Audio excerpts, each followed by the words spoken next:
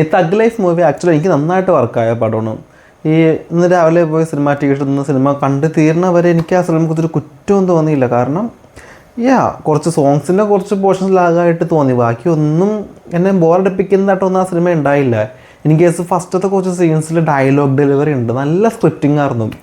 ഈ 3 പേര് തമ്മിലുള്ള ഡയലോഗ്സ് ഉണ്ട് ഒരു ജയിലിൽ വെച്ചിട്ട്, അതൊക്കെ നല്ല രസം. മീൻസ് അന്യായ ഡയലോഗ് ഡെലിവറി എല്ലാം അടിപൊളിയായിരുന്നു.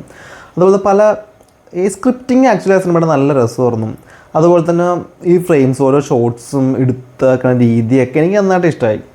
പക്ഷേ സിനിമയെല്ലാം കണ്ട് കഴിഞ്ഞ് ഞാൻ വൈകിട്ടൊന്ന് യൂട്യൂബിൽ ഇൻസ്റ്റാഗ്രാമിൽ സ്ക്രോൾ ചെയ്യുന്ന സമയത്ത് ഒരാൾ ഇങ്ങനെ നെഗറ്റീവ് റിവ്യൂ പറയണത് കേട്ട് അത് കേട്ടിട്ട് പിന്നെ റിവ്യൂവറിൻ്റെ റിവ്യൂ കാണാൻ പോയി.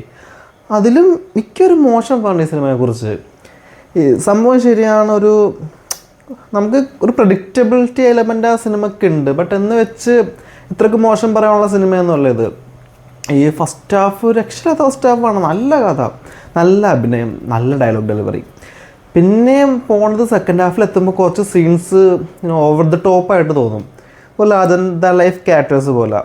ബേസിക്കലി ഒരു സൂപ്പർ സ്റ്റാറാണ്, അതേപോലത്തെയൊക്കെ വരാം. പക്ഷേ അതൊക്കെ ഈ സിനിമയിൽ കുറച്ച് എക്സ്പെക്റ്റഡ് ആയിരുന്നു. അന്നിരുന്നാൽ കൂടി നന്നായിട്ട് ഇടികൊള്ളുണ്ട് കമൽഹാസൻ. പൊതുവെ അത്രക്കും ഒരു ഹൈയിൽ നിൽക്കണ ആക്ടേഴ്സൊന്നും ഇപ്പോൾ ഒരു വില്ലൻ വന്ന് ഇടിച്ചാൽ പിന്നെ അങ്ങോട്ട് തിരിച്ച് കൊടുക്കില്ല. പക്ഷേ ഇതിൽ നന്നായിട്ട് ഇടി കൊള്ളണമുണ്ട്. ഈ എന്താണ് എല്ലാവരും ഇങ്ങനെ മോശം പറയണതെന്ന് എനിക്ക് മനസ്സിലാവണില്ല. കാരണം ഓക്കെ, കഥ ഒരു സാധാരണ ക്ലീഷേ പോലത്തെ, നമുക്ക് പ്രഡിക്റ്റബിലിറ്റി എലമെൻ്റ് ഉണ്ട് ഈ സിനിമയിൽ, എന്താണ് സംഭവിക്കാൻ പോകുന്നത്. പക്ഷേ ക്ലൈമാക്സ് എന്നാലും എനിക്ക് മനസ്സിലായില്ല, കഥ മനസ്സിലായില്ല എന്നല്ല, അങ്ങനെയാണ് എത്താൻ പോകണമെന്ന് എനിക്ക് ഒരു ഹോപ്പ് ഉണ്ടായില്ല. ചില എലമെൻറ്റ്സിന് പ്രഡിക്റ്റബിലിറ്റി ഉണ്ട്.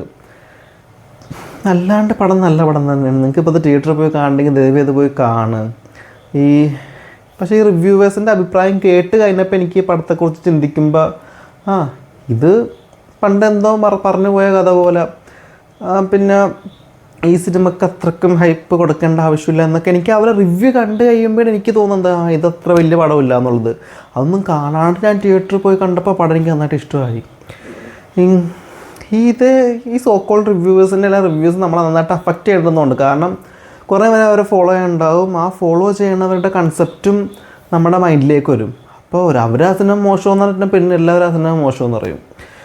പക്ഷേ അത്രപ്പെടുത്ത് മോശമല്ല ഈ സിനിമ. നിങ്ങൾ കാണാൻ ഉദ്ദേശിച്ചത് എന്തായാലും തിയേറ്ററിൽ പോയി തന്നെ കണ്ടു നോക്ക്. അത്യാവശ്യം നല്ല ബാക്ക്ഗ്രൗണ്ട് സ്കോറൊക്കെയാണ്, നല്ല ആക്ടിങ്ങുമാണ്, അത്യാവശ്യം നല്ല സിനിമയാണ് ഈ തഗ് ലൈഫ് എന്നുള്ളത്. ഇത് ഇപ്പോൾ ഈ വീഡിയോ ഇപ്പോൾ അധികാരം കാണില്ലാന്ന് എനിക്കറിയാം. എന്നിരുന്നാലും ഒരാൾ, എനിക്കറിയില്ല, ഒരു റിട്ടേണിങ് വ്യൂവേഴ്സ് ഉണ്ട് എൻ്റെ ചാനലിൽ, 5-6 വ്യൂസ് കിട്ടണില്ലെങ്കിൽ പോലും ഒരാൾ, അതെനിക്ക് ആരാന്നറിയില്ല. എന്നിരുന്നാലും നിങ്ങൾ ഈ സിനിമ കാണാൻ ഉദ്ദേശിച്ചിട്ട് തിയേറ്ററിൽ പോയി കാണുക, അല്ലാണ്ട് ബാക്കിയുള്ളവരുടെ റിവ്യൂ കേട്ട് പോകാണ്ടിരിക്കില്ലേ.